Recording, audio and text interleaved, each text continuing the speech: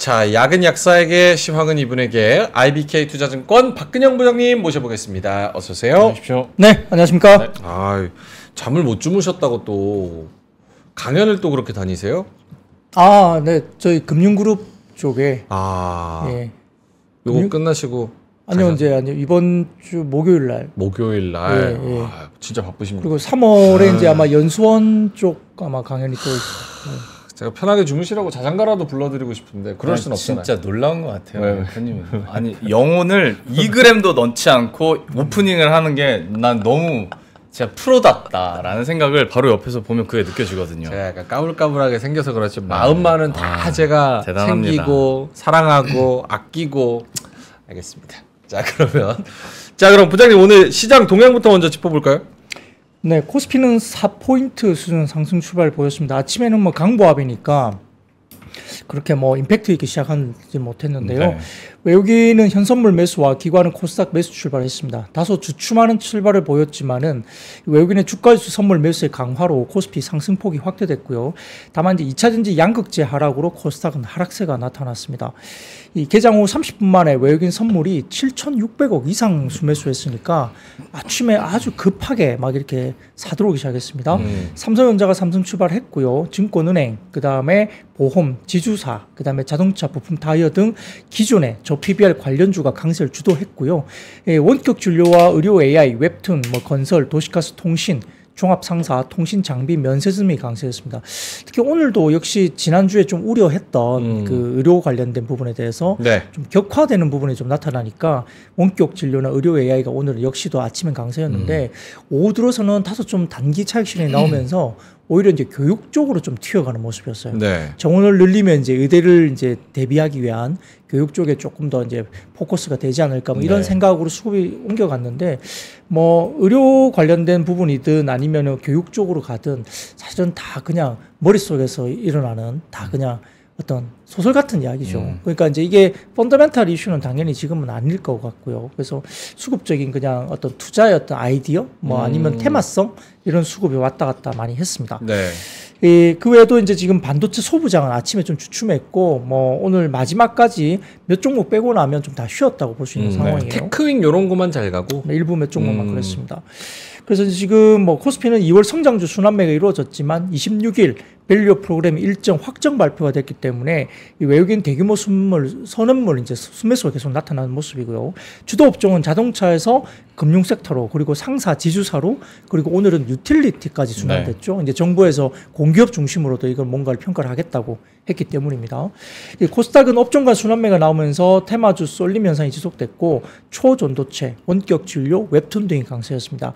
코스피는 기관 외국인 동반 순매수에 2680선이 돌파되면서 올해 최고치이자 거의 1년 9개월 만에 최고치입니다. 그러니까 진짜 누구 이야기를 상당히 무색하게 말할 정도로 상당히 지금 시장이 센 거예요. 그래서 지금 굉장히 강한 모습을 나타내고 있고요.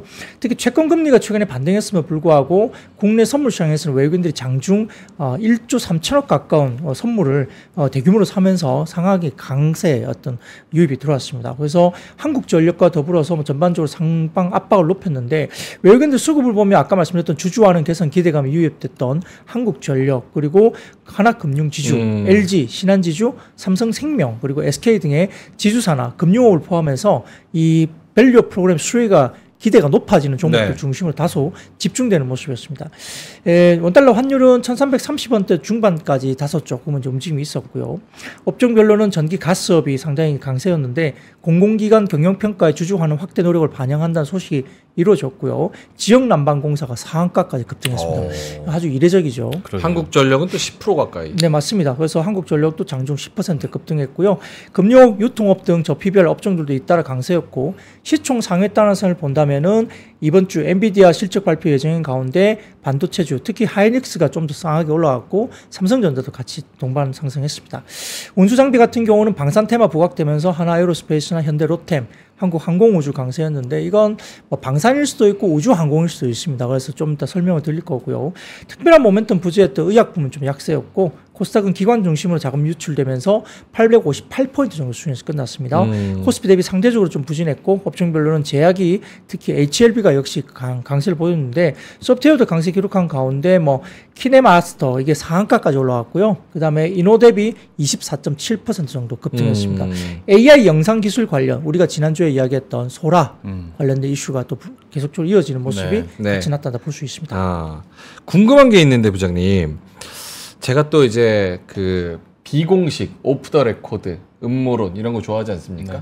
그래서 외국인이 지난주에 코스피 떨어질 때도 이런 밸류업 프로그램 관련주들 또 오를 때도 밸류업 프로그램 관련주들 선물에다가 오늘까지도 코스피 기준으로 한 뭐 5천억? 4천억? 5천억? 네. 이렇게 계속해서 큰 매수가 들어오는 게 얘네들이 무언가를 알아서 확신을 가지고 이 수급이 들어오는 거라고 생각해야 됩니까? 아니면 뭐예요?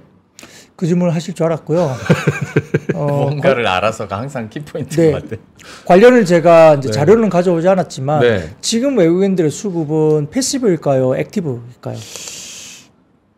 패시브. 지금은 액티브입니다. 액티브예요? 패시브는 거의 안 들어오고 있어요. 아 이거 봐 내가 모르는 게 있잖아. 모르는 거 있죠. 난 패시브인 줄 알았거든. 네. 그래서 네. 그걸 물어볼 줄 알고 제가 네네. 그 자료를 머릿속에 갖고 왔는데 네. 이 대규모로 몇 조씩 산 거는 지금 액티브 자금이에요. 패시브는 움직임이 거의 없어요. 근데 특징을 보면 액티브는 들어왔다가도 언제든지 나갈 수 있어요. 그쵸. 그러니까 이제 일단은 단기적으로 거기에 배팅을 한 거예요. 제가 보기에는 그래요. 그쵸. 몇 조를 사고 있는 것이. 그리고 기관은 오히려 이제 지금 밸류 프로그램이 어느 정도 이제 진행이 되면서 주가 많이 오른 상태에서 기관은 어느 정도 팔고 나간 모습이 좀 보였거든요. 지난주에. 일부 좀 반영이 됐다고 평가를 하고 있는데 지금 현재 외국인들은 꾸준히 들어오곤 있지만 거기에서 지금 굉장히 많이 들어온 자금은 거의 대부분 액티브 자금입니다. 액티브 자금은 내일이라도 당장 바뀔 수 있어요. 근데 패시브가 들어오면 좀 더 진득할 거예요. 근데 아직은 패시브 자금은 들어오지 않았다는 점에서 다소 조금은 기대감을 가지고 역시 거기에 베팅한 자금이 들어왔다는 건데 역시나 만약에 26일 나오는 내용이 어떤 만족스럽지 못한다고 한다면 네. 당장 팔고도 나갈 수 있다 봐야 될 것 같고요. 이제 패시브 자금은 아직은 뭐 변동이 어떨지는 모르겠어요. 거의 최근에 순매수 순매도가 별로 크게 어떤 방향을 잡고 있지 않거든요. 부장님 말씀이 맞는 게 또 그 저PBR주를 산다고 외국인이 한다고 하더라도 그 대상이 되는 종목들은 조금씩 좀 달라지고 있어요. 성격들도. 그리고 외국인 지분율도 여러분들이 계속 체크해 보시면 여기서 한쪽만 계속 사가지고 지분율이 확 올라간다 할지 그러지도 않습니다. 기가 막히게 그 균형을 맞추면서 가고 있기 때문에 그래요? 그 안에서의 순환매도 좀 신경을 쓰셔야 될 거예요. 그게 지금 이 이야기는 오늘 다울투자증권 퀀트 자료에 보면 이 내용이 나와 있습니다. 다올투자증권 퀀트 자료. 네, 그래서 제가 저희 고객들한테는 이제 낮에 그 자료들이 다 나갔는데 네. 아마 이제 그 말씀을 이제 물어보실 것 같아서 제가 머릿속에 갖고 있었거든요. 아 너무 좋아요. 네. 뭘 물어보도 그래서 다 준비가 돼. 아직까지 수급적인 불안감이 있다라는 평가를 이제 그 퀀트 자료를 보면 이제 코멘트가 되어 있기 때문에 그 좀 의미가 있죠. 의미가 있죠. 그렇군요. 예, 근데 이제 말씀드렸지만 일본 시장도 저 PBR 관련된 이 프로그램이 있을 때 저 PBR이 많이 오르긴 했지만 더 많이 오른 것은 고성장주, 고 PBR들이 더 많이 올랐다는 걸 꼭 인식을 해두셔야 돼요. 알겠습니다. 자, 그럼 뭐 이야기 조금 이어서 가 볼게요. 26일 날 기업 밸류업 프로그램 세부 내용 발표 기대감, 저 PBR 관련주 상승, 요 세부적인 이야기 좀 해주신다면요? 네, 역시 이제 이 부분에 대해서 이제 우리가 워낙 많은 이야기를 했기 때문에 뭐 계속 이제 반복되는 이야기니까 사진을 띄워주시면 관련해서 이제 관련된 발표안에 뭐가 나올지 이제 시장에서 좀 추정하는 자료들이 좀 나오거든요. 그래서 사진에 보여주시는 이런 내용들이 좀 나올 것 같고요. 네. 이제 공개된 방안은 상장사의 주요 지표와 PBR, ROE 등의 시가총액 그리고 업종별로 비교 공시를 한다든지 상장사들에게 기업가치 개선 계획 공표를 공고한다든지 기업가치 개선 우수 기업들로 구성된 지수개발, 상장지수 펀드, ETF 관련된 부분을 도입을 한다 이런 것들이고요. 금융위원회 업무 보고에 담겼던 이사회 책임 강화, 주주총회 내실화, 소액주주 주식매수 청구권 등의 확대 뭐 이런 상법 개정안에 대한 발표도 있을 것이다. 그러니까 사실은 상법 개정안의 뒷단에 좀 따라와야 될 것 같긴 합니다. 그게 제가 보기에는 좀 그렇죠. 필수적으로 좀 왔어야 된다 보는 것 같고요. 근데 어떤 내용이 더 깊게 담길지는 모르겠습니다만 상법 개정이 따라와야 된다는 것은 다 공감을 하는 것 같습니다. 그래서 이제 사진에 보여주시는 이런 부분들이 이제 지금 이야기되고 있는 추정을 하고 있는 내용들이고 그다음 보시면은 밸류 프로그램 참여 인센티브인데요. 뭐 세무조사 유예라든지 그죠? 금전 포상이 들어간다든지 밸류업 우수 기업 가칭 신설하고 세제 혜택을 주죠. 세금 감면이나 세제 공제. 그러니까 왜냐하면 자사주를 사게 되면 비용이나 이런 것들 반영해 준다는 뭐 이런 이야기 나오고 있고 세금 감면이나 세액 공제 이런 것들이 있고요. 그래서 뭐 3년간 불성실 공시법인 지정 유예를 한다든지 뭐 여러 가지 부분에 대해서 조금 더 인센티브를 주는 방향이 있습니다. 그래서 이렇게 이제 갈지는 모르겠으나 아무래도 이제 날짜가 다 돼갔기 때문에 네. 조금 뭔가 흘러나오면서 이렇게 시장에서 좀 체크를 하고 있는 내용들이 이제 어느 정도 포맷이 이제 좀 꾸려지는 그런 모습을 보여주고 있어요. 그래서 이 정도에서 조금 더 임팩트 있는 게 뭔가 나올지 아니면 지금 이제 이미 이제 벌써 19일이니까 어느 정도 이제 이야기가 이 정도 수준에서 이제 그 비슷하게 나올지 이건 좀 지켜봐야 될 것 같고요. 저 좀 끼어들어도 됩니까? 네. 네. 사실 밸류업 프로그램에 대한 내용들은 워낙 또 많이 나오니까 근데 이제 진짜 약간 카운트다운 느낌이 된 거잖아요. 그렇죠. 일주일 후니까 세론 뉴스를 대비해야 되나 괜히 와, 지금 되게 좋다. 보수적이어가지고 네. 괜히 그런 걱정이 좀 있더라고요. 충분히 그런 생각을 해보실 필요가 있고요. 뭐 KB증권이나 일부 증권사들 리포트가 지난주부터 1차적인 밸류 프로그램 관련된 시장의 반영은 어느 정도 반영이 된 구간으로 왔다라는 평가를 국내 리서치 쪽에서 많이 내고 있어요. 근데 이제 그래도 오늘 일부 종목이 좀 오르긴 했지만 근데 좀 결이 다르죠. 오늘은 그쵸, 맞아요. 공기업이 또 주도했잖아요. 네. 그리고 오늘은 뭐죠?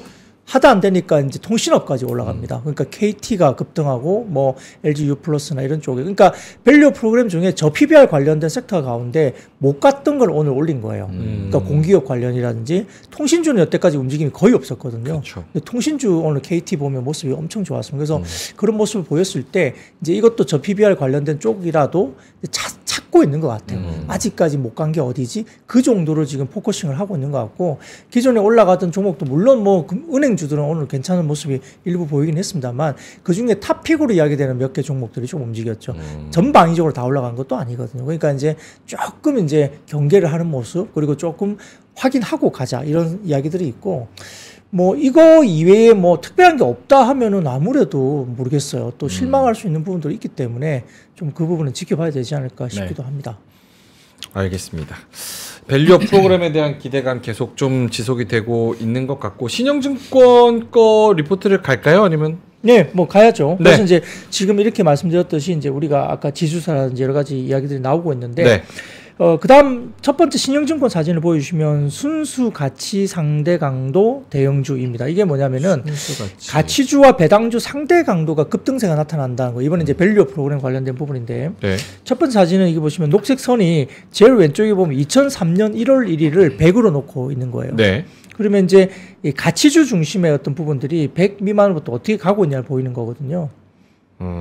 네, 상대 강도, 대형주의 상대 강도입니다. 그러니까 굉장히 많이 빠졌다가 지금 다시 올라오는 모습을 보이고 있는 거예요. 네. 그러니까 가치주의 대형주가 움직이는 모습을 보여주고 있는 거고요. 그래서 이게 결국은 뭐냐면은 대형 가치주의 경우에는 2011년 정도 고점이 굉장히 높게 형성돼 있죠.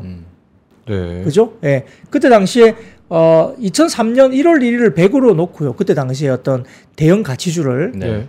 그러니까 종목의 어떤 뭐 그 주가 이런 부분들을 평가했겠죠. 가치주를 놓고 11년도 됐을 때는 그때 거의 한 뭐 2.5배, 3배 정도까지 주가들이 2003년 이후로 올라갔다는 거예요. 그러다 그게 쭉 빠지기 시작해서 2021년도에는 2003년 주가 수준까지 다 빠져 있다는 거죠. 상대 강도가. 저게 주가 상승률을 얘기하는 건 아니겠죠? 네, 상대 강도입니다. 상대 강도. 아, 상대 강도. 네네, 그렇죠. 그래서 이렇게 거의 다 빠졌다가 다시 힘을 내고 가고 있는데 다만 2011년도에 상대 강도 수준까지는 아직은 룸이 많이 남아있죠. 네. 그 다음 사진 보시면 이게 고배당 지수 상대 강도가 이제 녹색이고요. 여기 보면 짙은 회색, 아주 짙은 회색이 보시면 국국채 3년물 대비해서입니다. 네. 보시면은 고배당 지수 상대 강도가 이것도 2003년 1월 1일 100으로 놓고 봤을 때 움직임이 쭉 가다 보면 굉장히 많이 올라갔죠. 한 160, 170에 언제까지 올라갔죠. 그러니까 이게 고배당주 지수 상대 강도는 2014년, 15년 이때의 고점을 뚫었습니다. 그죠? 그렇네요. 그러니까 고배당주 자체로 보면은 지금은 거의 다 지금 고점 수준을 넘어서 약간 고배당주 지수는 좀 부담스럽다. 역사적으로 고점을 뚫었으니까, 그죠? 근데 아까 처음에 보여드렸던 대형 가치주 같은 경우는 이 배당의 이슈가 아니라 그냥 대형 가치주예요. 뭐 PBR이 낮거나 가치주로서의 어떤 대형주는 아직까지는 2011년 대비로는 조금 뭐 고점 대비 한 60% 정도? 그때 당시 고점 대비보다 그러니까 아직은 그래서 올라갈 룸이 좀 있지 않느냐는 이야기를 신영증권에서 하고 있는 거예요. 공통 분모도 있지만 고배당이랑 진짜 대형 가치주랑 조금 갈라서 봐야 될 필요는 성격은 좀 있다. 다르죠. 예, 그러니까 배당만 이슈를 보고 아주 뭐 고배당주로서만 형성되어 있는 부분 말고 대형주 가운데 그냥 가치주로 분류되는 거. 배당은 그런데 뭐 크게 중요하지 않을 수도 있는데 배당만 바꿔서 꾸려낸 게 이제 아까 고배당 지수. 두 번째 보여드린 사진이고 네. 첫 번째 보여드린 것은 그냥 대형 가치주. 그 놓고 보면 조금 룸이 남아있는데 그러면 이제 대형 가치주가 뭐 고배당을 많이 주거나 아니면 자사주를 소각하거나 네. 이런 식으로 가면은 더 주가에 룸이 있을 수 있다. 뭐 이런 표현도 될 수도 있을 것 같고. 그러니까 2011년도에 고점 대비해서는 60% 정도 수준이라 단순히 고배당을 놓고 굉장히 높게 고배당을 주던 종목은 이미 어느 정도 반영을 해서 굉장히 많이 올라와 있다고 볼 수 있는데 일단 그런 성격을 빼고 난 대형 가치주만 놓고 보면 조금 룸이 남아있는 것이 아니냐 뭐 이런 설명을 아마 신영증권에서 하고 있는 것 같습니다. 아까 다다님께서 이 프로그램의 이름을 좀 바꿨으면 좋겠다라는 의견을 주셨는데 네. 밸류업 프로그램이 아니라 밸류 정상화 프로그램 아닌가? 아 인사이트가 있는 인사이트가 지적이네요. 있는 지적입니다. 밸류 정상화. 그렇죠. 뭐 코스피로 보면 그럴 수 있는데 근데 코스닥을 놓고 보면 조금 조심스럽습니다. 코스닥이 밸류를 엄청나게 받고 있죠. 그렇죠. 예, 그러니까 그때 말씀드린 대로 밸류업 그러니까 PBR 한 배 만든다 그러니까 그러면 뭐 코스닥을 반토막 내란 말이냐 뭐 이런 말까지 이제 우리끼리 그냥 이야기하는 걸로 그러는데 아무튼 뭐 코스피는 정말 밸류 정상화 프로그램이 와닿는데 코스닥은 그래도 고평가된 종목이 워낙 많기 때문에 조금 성격은 다른 것 같습니다.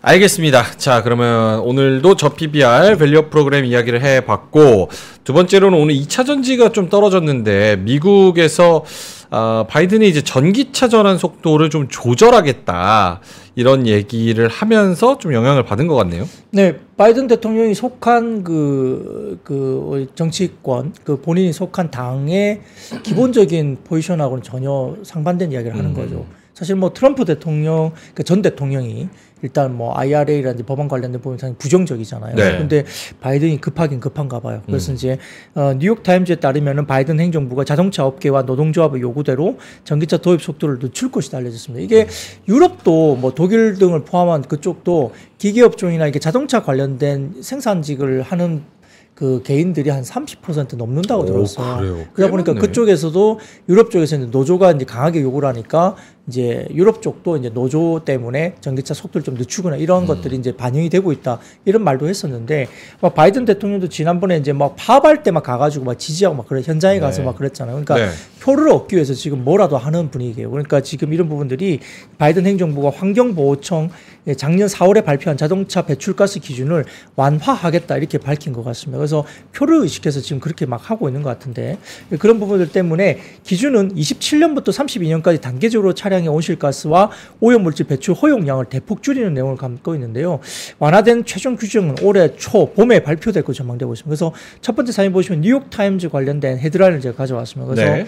바이든 행정부가 이렇게 약간 그 전기차 전환을 굉장히 좀 늦추는 쪽으로 이야기를 하고 있다. 이거는 이제 그들의 노동조합의 요구에 따라서 그렇게 이제 원하는 것을 들어준 쪽으로 간다 이렇게 보는 것 같습니다. 그래서 환경단체와 자동차단체 중간에서 그렇죠. 그러니까 이제 그들의 표를 의식해야 되니까 요거를 들어주는 쪽으로 지금 행정 명령 관련된 부분들 뭔가 나올 걸로 같은데요.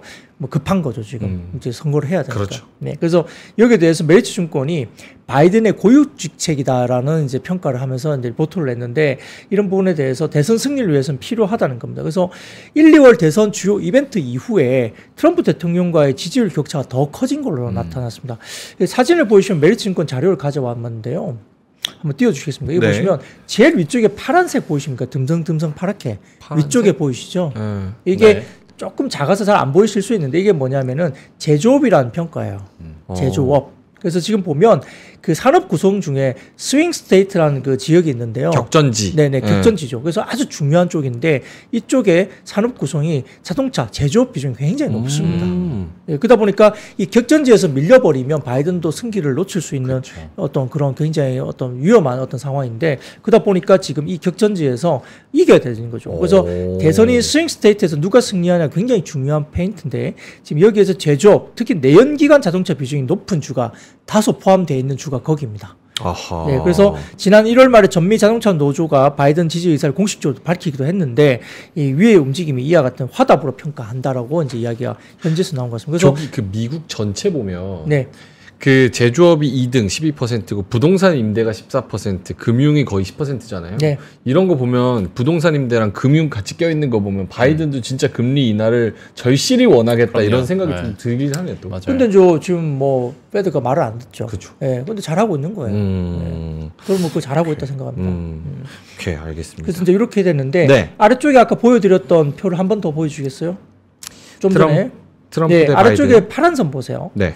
이게 이제 트럼프 대통령의 지지이거든요. 아, 이렇게 배팅. 벌어집니까? 배팅. 이야. 승리에 대한 배팅이고 이게 옅은 푸른색이 바이든에 대한 배팅이죠. 아 이게 배팅이에요. 네네 그렇습니다. 승리 배팅인데 1, 2월 달 이후로 엄청나게 벌어지기 시작합니다. 아 근데 바이든 승리 배팅이 25%밖에 안 돼요? 네. 진짜? 그 또 실제 좀 나이가 많다는 단점이 워낙 많이 부각되고 있어요. 치매 이슈가 계속 있죠. 뭐 치매 이슈가 아니더라도 너무 많기는 하죠. 그렇죠. 예, 80대 중반 넘어서지 않았습니까? 그러니까 이제 좀 많다는 느낌도 들고 그러다 보니까 이제 뭐 트럼프 대통령 전 대통령이 아무래도 이제 좀 뭐 강한 이미지가 있고 그러다 보니까 이제 자국에 대한 어떤 그런 것들이 상당히 강하게 갈 수 있다. 뭐 모르겠어요. 뭐 저는 뭐 트럼프 전 대통령 별로 스타일상 좋아하는 건 아닌데 아무튼 뭐 현지에서는 그럴 수도 있다는 거고. 그러니까 격차가 이렇게 벌어져서 바이든이 좀 급하다라는 거는 네. 확실한 거고 네네. 거기에는 이제 네. 제조업 특히 자동차가 많이 끼어 있다는 네네. 거가 중요하다. 네, 그러다 보니까 이제 가뜩이나 트럼프 전 대통령이 다시 재선을 하게 되면 이 재생에너지 관련 쪽에 뭔가 좀 위축될 수 있다는 생각을 계속 할 수밖에 없는데 네. 실제는 그렇지 않을 가능성이 높아요. 왜냐하면 법안이 통과된 재정이기 때문에 그대로 재정은 그대로 이제 진행이 될 겁니다만, 근데 문제는 이제 바이든까지 이제 이렇게 나서가지고 자동차 보급을 전기차 보급을 뭐 완화시키겠다, 늦추겠다 이렇게 나서버리니까 센티적으로 이제 2차 전지 쪽이 좀 안 좋았던 건 맞아요. 근데 이제 꼭 그러면 이걸 뭐 2차 전지를 이제 그러면 더 막 박살나겠네. 2차 전지가 막 힘들어지겠네. 네. 뭐 그렇게만 생각할 건 아니라는 이야기를 하는 거예요. 그래요? 네, 그렇습니다. 그래서 그 이야기를 하고 있는데 오늘 뭐 현대차증권도 그렇고 그다음에 뭐 일부 메리츠증권도 그렇고 그다음에 하물며 가장 보수적으로 봤던 하나증권에서도 이제 리포트를 낸 게 뉘앙스가 어떠냐면 어느 정도 살 때가 됐다는 이야기를 계속 해요. 하나증권에서 바닥론 이야기를 하고. 예, 그래서 이야기를 하는데 그래서 뭐 메리츠증권이나 오늘 현대차증권은 그냥 좋다는 이야기를 계속 이제 리포트를 썼기 때문에 바닥론에 대한 긍정적인 리포트를 써서 그걸 좀 차치하고요. 상대적으로 조금 보수적으로 봤던, 상대적으로 많이 보수적으로 봤던 하나증권의 리포트를 좀 제가 말씀을 드리면 이렇게 이야기를 합니다. 선별적권을 통한 트레이딩 기회는 지속될 것이다. 지금 가격대가 그렇다는 겁니다. 그래서 지금 정책 불확실성이 미국과 유럽에 여전히 있지만 아직까지 그 트럼프 당선 및 유럽의 탄소 배출 규제 완화 정책 공식화가 되지 않았다는 점에서 기존의 밸류에이션을 그대로 유지할 수밖에 없는데 정책 경로가 미국과 유럽이 그대로 유지된다는 전제 조건을 일단 하고 그 조건이 이제 어느 정도 전제를 된다면 목표 시총에 감안한다면 대부분의 기업들의 현재 가격은 이제 악재보다는 호재에 굉장히 민감한 가격대까지 굉장히 크게 하락한 상태라고 언급을 했습니다. 그래서 1월 양극재 수출 중량이 5개월 만에 MOM 전월비 반등했다. 이게 말씀드렸던 NCM 쪽에 전월비 52% 제가 올랐다 말씀드렸잖아요. 그래서 재고가 어느 정도 선제적으로 일부 반영이 된 것이 아니냐, 재고 반영이 좀 됐다라는 평가가 이루어졌다 말씀 한번 드린 적이 있고요. 네. 그리고 2월 5일 날 리튬 가격이 3개월 만에 반등했다. 그때 약간 미약하지만 2.1% 반등 줬어요. 왜냐하면 최근에 계속 빠진 뒤에 횡보만 했거든요. 근데 지금 2월 5일 날 리튬 가격이 3개월 만에 일단 상승적으로 돌아섰다는 거죠. 살짝 돌아섰습니다. 네. 그리고 트레이딩 바이 접근이 충분히 가능한 가격 구간이다. 2차 전지 관련된. 특히 24년 전기차 가이던스 강하게 제시했던 GM 같은 경우는 전년비 230% 늘리겠다고 강하게 제시를 했거든요. 네. 그래서 포드는 좀 지연시켰지만은 GM은 굉장히 강하게 이야기했고 얼티엄 세일 이런 거 관련해서 LG화학하고도 25조 원 규모의 대규모 계약까지 했잖아요. 그래서 이제 이런 것들이 나오고 있기 때문에 GM의 배터리 체인인 LG 에너지솔루션과 포스코 퓨처엠 그리고 LG 화학 이런 것들은 상당히 괜찮다. 그리고 공격적인 투자 기조를 선회한 삼성 SDI와 이 장비 체인에 대한 접근은 충분히 적절하다고 이제 하나증권에서 이야기를 하기 시작했습니다. 요 오해가 있을 수 있어서 한화투자증권이 아니라 하나증권입니다. 네, 하나증권. 채팅창에 좀 오해가 있는 것 네, 같아서. 그렇습니다. 그렇게 이야기를 했고요. 네. 다음 사진 보시면은 양극재 수출액 추이와 뭐 수출 단가 추이인데요. 띄워주시면 왼쪽에 보시면 수출액 추이인데 막대 그래프가 수출 금액이거든요. 확실히 1월 달에 튀었습니다. 막대 네. 그래프가 12월보다 52% 이제 많이 늘었고요. 그다음에 양극재 수출 단가는 역시 이제 빠져 있죠. 단가는 계속 좀 빠지는 추세입니다. 그래서 아직까지는 단가는 회복이 안 됐는데 그래도 불구하고 Q 물량이 올라가게 되면은 주가는 바닥을 치고 살만할 때가 온다라고 말씀드렸던 적이 있을 것 같은데 뭐 그런 추이를 보시면 될 거고. 근데 이제 한 번으로서 이게 뭐 연속성을 좀 보여줘야만이 되지 않을까 생각은 듭니다. 그 다음 사진 보시면은 그 NCM 제일 왼쪽 위쪽 보시면은 NCM 양극재 수출이죠. 확연하게 튀었어요. 증가율이 그죠. 그래서 52% 정도 튄 선 그래프가 보이실 겁니다. 녹색 그래프가. 그래서 선으로 보시면 되고요. 네. 수출 단가는 여전히 조금 불안합니다. 아직까지는 조금 낮은 상태이고요. 그다음에 NCA 같은 경우는 지난 12월도 굉장히 괜찮았고요. NCA는 그렇게 많이 하락한 적이 없었어요. 물량은. 그래서 NCA는 견조했었어요. 그렇고 수출 단가는 조금 쉬고 있습니다만 그래도 아직 많이 빠지진 않았습니다. 그래서 이런 것도 보시면 되는데 만약 3월 초에 나올 두 가지 그러니까 데이터가 뭐냐면 2월 양극재 수출 중량과 그리고 미국의 전기차 판매 특히 GM의 대형 전기차 판매가 만약에 호조를 띠는 지표가 나올 경우에는 3월에도 지속적인 트레이드 바이가 충분히 가능하다고 언급을 했어요. 그래서 GM의 트럭과 SUV 판매 브랜드인 GMC 월별 판매량은 23년 12월에 658대 그리고 2024년 1월에는 439대 아직 좀 부진한 상황이긴 하지만 신차 출시 일정을 고려한다면 점진적인 증가 가능성이 높다는 점에서 해당 데이터 포인트에 대한 지속적인 트래킹이 필요하다 이렇게 평가를 했습니다. 근데 다만 이게 이제 미국과 유럽의 친환경 정책 경로가 유지된다는 전제하에서 말을 하는 것이라 말을 했고요. 역시 이게 보면 아까 말씀드렸듯이 특히 양극재 기업 같은 경우는 현재 양극재 5개 기업 그리고 유미코나 스미모토 이렇게 해서 전체 양극재 기업을 다 합쳤을 때 2020년 후에 증설 계획을 합산을 하면 대응 가능한 전기차 대수는 약 2,800만 대 정도가 대응이 가능한 물량이 나온다고 합니다. 양극재 이 전체 캐파를 보면 2020년대 후반까지. 그렇죠. 그래서 그렇게 되는데 해당 기업들의 매출이 대부분 발생하는 미국과 유럽의 연간 자동차 판매량 합산치 이게 뭐냐면 내연기관하고 전기차 전체 합산치 이게 3,200만 대 정도예요. 그러면 해당 기업이 2,800만 대를 다 한다 그랬잖아요. 그래도 쇼티지다. 아니요. 그게 아니죠. 전체 유럽과 미국의 연간 내연기관 플러스 전기차 전체 합산이 3,200만 대 파는 거예요. 미국과 유럽이. 네. 근데 지금 전기차 관련된 캐파만 2,800만 대예요. 그러면 뭐죠? 합산 전기차 침투율이 88%까지 올라가야 된다. 그 얘기구나. 네, 내연기관이 12%밖에 없고 모든 88%가 전기차로 다 뒤덮어야 된다는 거죠. 그렇게 되면 안 나? 네, 그렇게 되면 우리 2019년 후반에도 이런 얘기 많이 했었어요. 네, 그렇게 되면 네. 정말 2000년대 후반에 정말 공급이 88% 거의 90% 정도가 전기차로 다 뒤덮일까? 라는 걸 지금은 잘 모르겠다는 거예요. 왜냐면 이게 지금 EPA에서 지금 나온 거 그리고 바이든이 얘기하는 거에 2032년까지 67%가 네. 지금 그쪽의 목표인데 그 전에 2029년까지 88%를 커버한다고? 이게 맞나 모르겠네. 그래서 이제 지금 현재 분위기로 봐서는 상당히 하반기에 그러니까 2000년도 중하반기에 굉장히 강력한 정책 드라이버가 전제돼야 되는 가능한 숫자이다. 그래서 단기적으로는 바닥론에서 충분히 트레이딩 가능한 뭐 저점에서 매수가 가능한데 긴 호흡에서 본다면은 정책 불확실성 때문에 조금 올라오게 되면 조금 보수적인 관점도 좀 필요하지 않느냐 이런 이제 부각도 했습니다. 그래서 약간 뭐 여전히 좀 길게 보면 이게 실현 가능한 캐펙스이냐 이런 생각은 조금 갖고 있는 것 같은데 근데 상대적으로 하나증권은 어쨌든 조금 보수적인 스탠스이고요. 근데 그렇죠. 오늘 보면 현대차증권이라든지 그 다음에 오늘 메리츠증권 이쪽은 상당히 좀 긍정적인 또 포지션을 냈기 때문에 각 증권사마다 뭐 각각 생각이 또 다르니까요. 그쵸. 예, 그런 분들 좀 참고를 하셔야 될 것 같습니다. 특히 생각이 다른 게 이 분야인 것 같아. 맞아요. 그리고 너무 달라. 네, 유진투자증권은 오늘 뭐 대놓고 뭐 완전 버블이다까지 평가를 했으니까. 진짜요? 네, 오늘은 아직도? 네, 그렇습니다. 와, 이거는 여행커가 너무 좋아하겠네요. 아니요. 그러면 안 되죠. 근데 저는 이제 댓글이나 가지고 계신 분들, 물린 분들의 여론을 좀 많이 보거든요. 네. 종토방도 보고.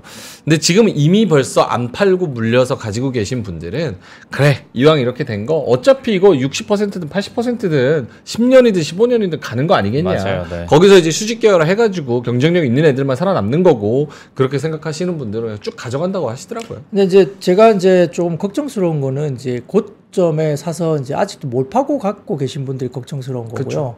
이제 아직 안 사고 계신 분들은 2차 전지 말고도 굳이 굳이 2차 전지를 지금 해야 돼? 그래요. 딴 거 살 거 많은데? 뭐 그런 생각을 할 수 있는 시장이에요. 그렇죠. 예. 그렇네 또. 예, 그러니까 이제 좀 이거는 극단적으로 이제 서로 생각들이 많이 달라질 수 있죠. 약간 그러니까, 안 좋은 쪽으로 리레이팅이 돼버리면 안 되잖아요. 네. 그러니까 지금 사실은 다른 섹터에서 충분히 수익률을 구가할 수 있는 시장이거든요. 그리고 그럴 종목들이 꽤 많고. 맞아요. 그러니까 이 상태에서 꼭 2차 전지를 사야 되나? 그 생각을 이제 아무것도 안 가진 분들은 그럴 수 있고, 이제 기존에 아주 높은 가격에 이제 아직 못 팔고 계신 분들은 아주 고통스러운 시간이 될 수도 있는 거죠. 알겠습니다. 이거는 뭐 각 하우스마다 뷰가 너무 천차만별이고 네. 뷰의 온도도 너무 달라서 이거는 여러분이 잘 판단을 하셔야지 저희가 감히 뭐 언급하면 또 이제 아니, 노이즈가 시장- 많은 섹터고. 시장 전망 자체가 서로 다르니까 이거는 맞아요. 어떻게 책정하기가 쉽지 않죠. 알겠습니다. 네. 넘어가 볼게요. 자, 그러면 다음 이슈는 아르테미스 프로젝트 본격화, 우주개발 성장성 가속화 일부 관련주 상승입니다. 네, 뭐 그 하이투자증권에서 81페이지에 달하는 리포트가 나왔습니다. 그래서 21세기에 미국, 유럽, 러시아가 물론 뭐 아시아의 주요 국가들이 중국, 일본, 인도까지 가세하면서 뉴문 러시라는 불리는 달 탐사 붐과 함께 우주 개발 가속화되고 있는데요. 아르테미스 프로젝트는 이제 달의 정기적인 탐사 및 활용과 유인 화성 탐사 준비를 주요 목적으로 하고 있습니다. 그래서 단기 목표는 26년까지 달의 남극 지역에 미국인 우주 비행사 착륙 성공, 장기 목표로는 달의 남극 지역에 아르테미스 베이스 캠프 구축과 2030년에 화성 유인 탐사를 위한 활동 준비 계획을 마련하는 것이다 이렇게 되어 있습니다. 그래서 아마 달 탐사 횟수 증가 때문에 아마 관련된 개발이 성장성이 상당히 높게 형성될 가능성이 높다라고 이야기되고 있고요. 기존에는 우리가 달 탐사라고 하면 주로 이제 정부 주도였잖아요. 그렇죠. 네. 지금은 이제 전부 민간 주도가 굉장히 그렇죠. 많습니다. 그러다 보니까 이 소형 위성이라든지 이런 것들을 엄청나게 쏘고 있고요. 1년에도 몇천 개씩 쏘아 올리기 때문에 이런 유성 관련된 부분에 대해서 민간 사업자 이런 부분들이 상당히 수혜를 받을 수 있다인데요. 첫 번째 사진 띄워주시면은 이제 위성 개발 발사 계획 현황인데 이게 한국의 아마 현황인 것 같아요. 그래서 위성 쪽에 내용도 보면 다목적 실용 위성이나 뭐 차세대 중형 위성이나 등등 왼쪽에 분류가 돼 있고 연도에 따라서 어떤 것들이 이제 나가는지 이런 것을 그리고 가운데 보시면 중간중간에 몇 년도 정도에 이게 실현 계획이 있는지 이 부분이 나와 있기 때문에 그건 그냥 사진으로 도표가 돼 있으니까 한번 참고를 하시면 될 것 같고요. 두 번째 사진 보시면은 우주 탐사 계획 현황입니다. 이게 보면은 이제 이거 우주 탐사 관련해서 아까는 이제 위성 개발 발사 계획 현황이고요. 네네. 이거는 이제 우주 탐사 계획인데 국내에서는 어떻게 달 탐사, 뭐 화성 탐사, 우주 과학 뭐 등등과 관련된 부분에 대해서 나와 있는 부분 보시면은 아마 2단계 사업 이후에 로드맵이 쫙 나와 있기 때문에 어느 정도 이게 가능성이 있다 보는 것 같고요. 그리고 이제 이거와 관련해서 이제 우주항공 관련된 섹터는 방산과도 연결이 됩니다. 그러다 보니까 오늘 어떤 이슈가 있었냐면 오늘 이제 오후 국회에서 본회의를 열고 총선 전 마지막 2월 임시국회를 개시할 이야기인데 임시국회에서 국민의힘이 30조 원 규모의 폴란드 무기 수출 2차 계약 성사를 위해서 임시회의에서 아마 한국수출입은행법 이게 수은법이라 불리는데 네. 이 개정안 처리를 최우선으로 추진합니다. 이게 왜냐하면 이게 돼야만이 이제 한도가 올라가야만이 이제 이게 매출이나 계약권 관련해서 진행이 될 수 있는데요. 그래서 국회의안 정보 시스템에 따르면은 아마 한도를 기존의 15조 원에서 50조 원을 상향하는 법안을 아마 2월 5일 날 대표 발의가 됐고요. 이게 이제 오늘 임시국회에서 어떻게 될지 봐야 되는 것 같습니다. 그래서 폴란드의 30조 원 규모의 2차 무기 수출을 앞두고 정책금융 한도인 15조 원이 소진됐기 때문에 한도 증액을 위해서 수은법 개정안 처리가 필요한데 국회 논의가 지지부진해서 계약이 축소되거나 뭐 약간 일부 취소될 가능성이 커진 바가 과거에 있었죠. 근데 이 부분에 대해서 개정 발의를 했기 때문에 이 관련된 지원법을 관련 자본금 상향, 한도 상향이 필요하다는 예산을 같이 인식을 하고 있고 그래서 여야 모두 이제 인식을 같이 하고 있기 때문에 좀 가능성이 좀 긍정적이지 않을까 이런 이야기가 나온 것 같습니다. 알겠습니다. 자, 하나 더 할 수 있을 것 같은데 네이버 웹툰이 제일 관심이 많지 않을까요? 네, 그렇습니다. 사진을 띄워주시면 블룸버그 통신에서 나온 이야기인데요. 좀 띄워주시면 네이버 외신에 통하면 블룸버그 통신에서 그 네이버 웹툰이 이르면 6월에 미국 증시에 입성할 계획으로 알려져 있습니다. 네이버 웹툰은 적자가 계속 이루어지다 올해부터 흑자 전환한다고 이야기 나왔죠. 네. 그래서 지금 예상 기업 값은 30억 달러, 약 4조 원 정도 보시면 될 것 같고요. 40억 달러, 약 5조 3,320억 수준의 어떤 부분에서 되는데 IPO를 통해서 5억 달러, 그러니까 6억 700억 정도를 조달할 것으로 보입니다. 그래서 주관사를 골드만삭스와 모건 스탠리가 선정됐고 더 주관사가 늘어날 수도 있다 이야기 나온 것 같습니다. 그래서 웹툰 엔터는 네이버의 미국 자회사인데 네이버 웹툰 지분을 100% 보유한 미국 법인이고요. 네이버 웹툰은 지난해 사약천 연간 에비타 흑자를 기록했고 그래서 웹툰엔터가 뉴욕 증권거래소 나스닥 상장 요건을 충족한 상태로 알려졌습니다. 그래서 또 카카오 엔터테인먼트가 이게 카카오 엔터죠. 7개월 만에 총 2억 800만 건의 웹툰 웹소설 불법물을 삭제하는 성과를 거두었다. 불법 다운로드 이런 것들 다 삭제했다는 거죠. 그래서 이게 그러면 이익이나 어떤 매출이나 이런 것들 상당히 좀 좋을 수도 있는데 7개월간 삭제 건수가 2억 800만 건이니까 엄청나게 많은 거죠. 그러게요. 3차 백서 대비 14배 이상 그리고 1차 백서 대비해서는 88배 이상 이게 불법물이 이제 검거됐다는 거죠. 그래서 이게 상당히 좀 오늘 이슈가 됐고요. 그래서 뭐 와이랩, MBT 이런 종목들이 이제 역시나 기존의 네이버 웹툰 상장의 수혜주였고 미스터 블루나 뭐 그다음에 키다리 스튜디오, 핑거 스토리 등등의 테마주들이 주가들이 좋았다 볼 수 있습니다. 알겠습니다. 네이버 웹툰까지 한번 이야기를 나눠봤습니다. 근데 네이버는 좀 기관이랑 외국인이 좀 파는 것 같은데 주가는 별로 안 좋고 그렇죠? 네이버 웹툰 오히려 뭐 악재라는 얘기도 있고. 카카오는 안녕하시죠? 카카오는 지금 끝낼까요? 네. 자, 그러면 오늘도 시황을 깔끔하게 정리해 주신 우리 박근영 부장님은 여기서 좀 인사를 드리겠습니다. 오늘 잠 푹 주무시고 내일 또 건강하게 뵙겠습니다. 데일리인트 IBK 투자증권 박근영 부장님이었습니다. 고맙습니다. 감사합니다. 장 시작 전부터 종료까지 쏟아지는 수많은 뉴스와 정보들. 이 중에서 어떤 것이 투자에 정말 도움이 되는 정보일까요? 3프로의 증시 셔터맨 박근영 마스터가 직접 정보를 선별하고 투자의 힌트를 드립니다. 시간도 아끼고 투자 아이디어도 얻는 시간, 박근영 부장의 마켓 힌트와 함께 하세요. 자세한 사항은 3프로 TV 앱과 홈페이지를 확인하세요.